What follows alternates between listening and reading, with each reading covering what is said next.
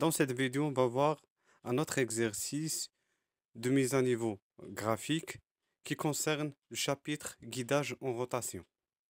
Exercice numéro 4.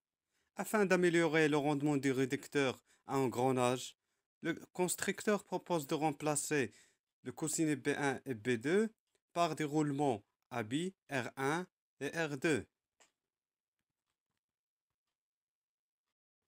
Question numéro 1.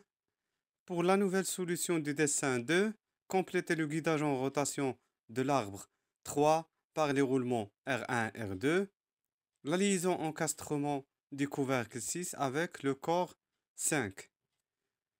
Donc, pour le roulement R1, on a épaulement et entretoise sont des obstacles de la bague intérieure.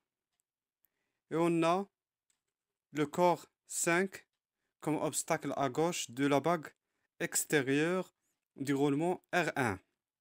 Et pour le roulement R2, on a un épaulement à gauche, un circlips à droite de la bague intérieure du roulement R2. Et on a un obstacle à droite réalisé par la pièce ou le couvercle 6. Pour la liaison encastrement entre le corps 5 et le couvercle 6, elle est réalisée à l'aide de la vis hexagonale.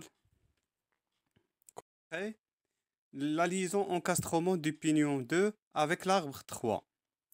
Donc les mouvements possibles entre le pignon et l'arbre 3, ce sont deux mouvements. Un mouvement de rotation et un mouvement de translation.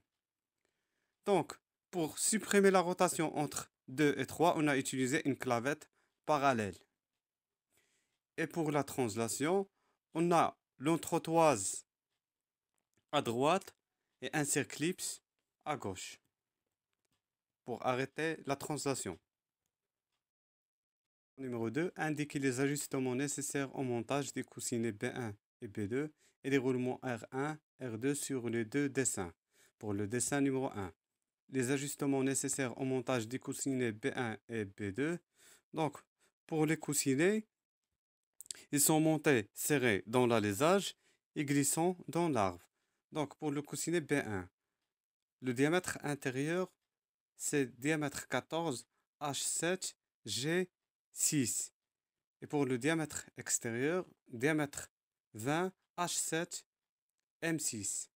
Et pour l'autre coussinet, c'est la même chose. Il y a seulement une différence de diamètre. Dessin numéro 2. Les ajustements nécessaires au montage du roulement R1, R2. Donc pour les deux roulements, ils ont des dimensions identiques. Pour la bague intérieure, c'est le diamètre 12 H7 P6.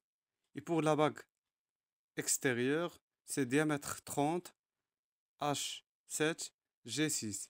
Donc les bagues intérieures sont montées serrées et les bagues extérieures sont montées glissantes.